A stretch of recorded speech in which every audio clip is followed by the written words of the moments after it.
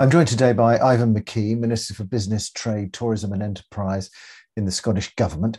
Ivan, there's been a significant focus on life sciences and health tech more generally as a result of the pandemic.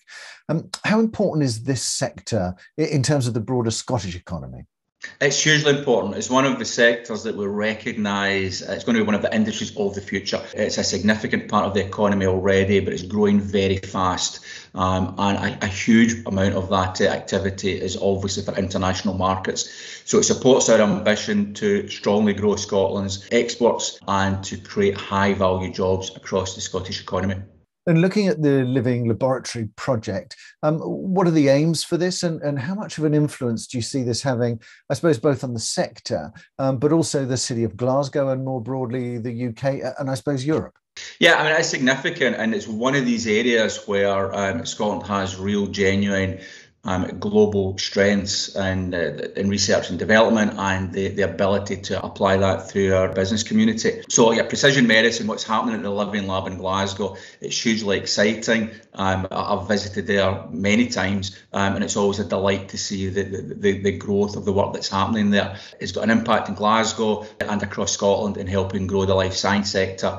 And as you said, on the global stage, it really brings further recognition to the strengths that Scotland has in life science. And how important is the infrastructure and investment from government? You're representing the government, of course, and cities in helping drive innovation in the sector. Very important. That infrastructure underpinning the whole ecosystem is absolutely critical. So the money that's gone into the Living Lab is important, but there's of course other investments in the sector right across Scotland. The Medicines Manufacturing Innovation Centre is, for example, another example of that. Other innovation centres across Scotland that are supporting the life science sector. So government working with industry to help understand where we should focus our resources is very important. And that partnership approach through the Life Science Industry Leadership Group that I co-chair with the representatives of the sector is very important to make sure we've got alignment between the business community, inward investors, government, our agencies and the NHS, of course, and universities. So everybody working together to a common purpose is how we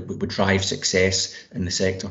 And Ivan, how important is the private sector, private investment capital in helping drive growth in the sector? Very important. And if you look at the plans that we have published in the last year, one of them, my opening remarks, focused on how we bring in inward investors, more of them. Scotland's already leading the rest of the UK in terms of attracting inward investment. We want to double down on that focus, bring in the right businesses that can really contribute technology, talent and access to global markets to Scotland's life science ecosystem. And also our global capital investment plan, which is about attracting mobile international capital to invest in supporting the growth of Scotland's indigenous businesses in the sector, because as you know, in this sector, the demand for growth capital in the early stage is hugely significant.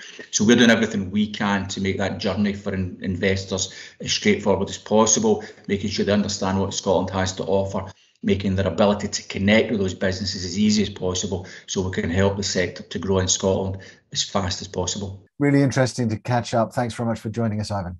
Thank you very much, Richard.